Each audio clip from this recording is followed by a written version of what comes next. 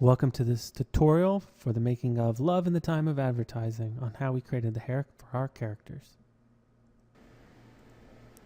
So this is Old Henry from our short film Love in the Time of Advertising.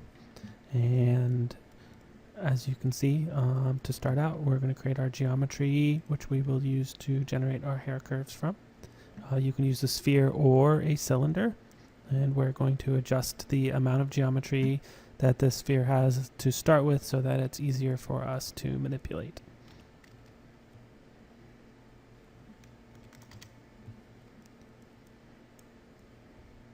Now, because I need open end and bottom surfaces for the script we use to generate our curves, I'm going to delete the top and the bottom to make sure that they have open edge loops. Now I will stretch out the sphere to make it more usable as a hair surface, to make it more strand-like, and then make sure that the roots aren't so clamped together at the bottom. Now this is a generic hair strand shape, so I'm just going to give it some bend so that I can place it on the head, and then once it's on the head I will go ahead and make whatever adjustments I need to.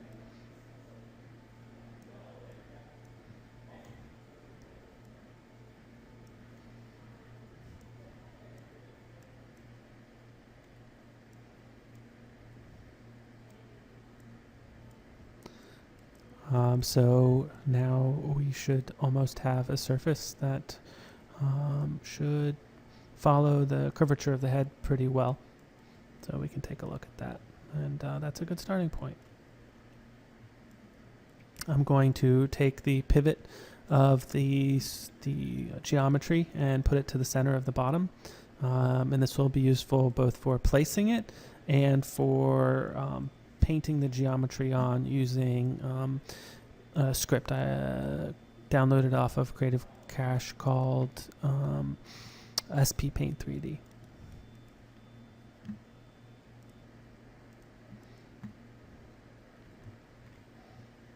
So I'm going to duplicate it without any history and go ahead and snap it to the head, and then go ahead and do the initial placement for it, scaling it down and morphing and editing the geometry so that it matches the look I'm going for.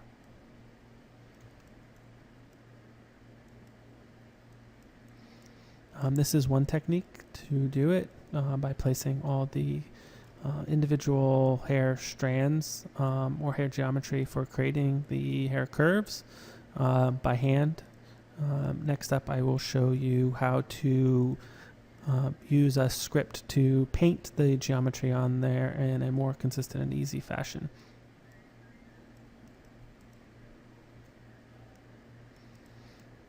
And there you go. You can see a nice example. Now I'm going to show you how to use a script to paint the hair onto the surface faster than placing it manually. I'm going to start by taking my original hair strand and moving it to the origin using the grid snap tool. Now I'm going to open up the script SP Paint 3D by typing it in the Mel command line. And then I will select the gear I want to paint with, being the hair strand and the body, and adding it into their respective sections in the script. Then I'm going to adjust the scale which it paints the geometry at. It does a variation between a high and a low clamp, in this case 0.4 and 0.6, and I'm going to see that that's a little bit too big for what I want. So I'm going to go ahead and undo that. I'm going to adjust the scale down 0.2 and 0.3. And I'm going to go ahead and try again, and you'll see that the geo tries to follow the surface normals of the geo you're painting on, which gives us a nice effect of having the hair kind of flow backwards. Skipping ahead, I have now placed all the guide geo strands for the hair into place on the head in a styling that I like, paying attention to make sure that on the nape of the neck I make the geo wide enough to cover the ends of the hair down there. I'm now going to type in the custom Python script that our rigor David Bokser wrote for generating and grooming hair strands in Maya based off the geo. So now I've loaded the script, and now I'm going to select one of the strands, and then select one of the loops. I'm going to change the density so it's a little bit less, and then the script is going to generate hair curves based off the geo of the hair geometry. So you can see there it is. Now I'm going to use some of the grooming tools to trim some of the hair strands randomly to lengths so that the hair is not always the same length by taking a little off the top. And I'm going to adjust it because that was a little bit too much. So I'm going to bring it down so it's a little bit less percentage. That looks a little bit better. You can see that now I have random variation to the length. And then I'm going to use the muss it up script to just add variation to the actual hair curves.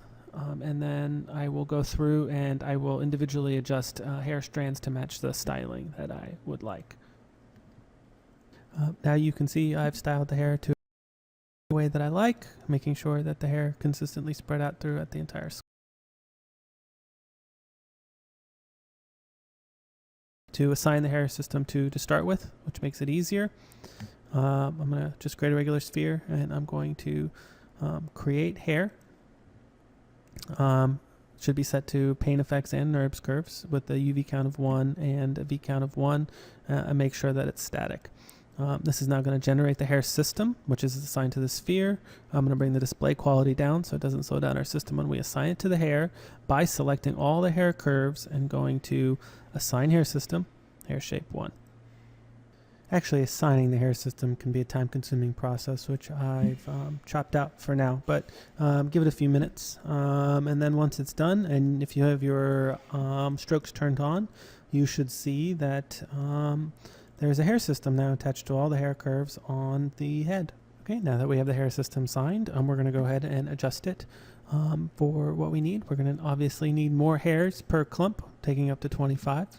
We're going to go ahead and adjust the thinning so that it also adjusts the hair length per clump. And we will change the clump width to make them a little bit thicker while making the hair width individually a little bit thicker too. We'll make sure that it interpolates between the individual hair clumps, and then go ahead and change the hair color to be gray, adjusting the specular power and the translucency to settings that I found work for this one. We'll also add some color randomization. I found that the saturation and the value randomization works best, and it's best to start with a low number and then work up. Also turning visible and reflections and refractions on in the render stats. Now we'll go ahead and make sure that the hair system is set to static, just in case, so that when we move our model around, it won't go ahead and try to sim it. V-Ray has also created a hair shader, the V-Ray Hair Material 3, that works really well, especially when using GI in V-Ray. We'll go ahead and create one of those, and then under the hair system attributes, V-Ray will go ahead and turn on hair shader, and then at the bottom of the hair system, we'll go ahead and assign the hair shader into that slot that's open. And then the last step is just adjusting the shader to the look that you want.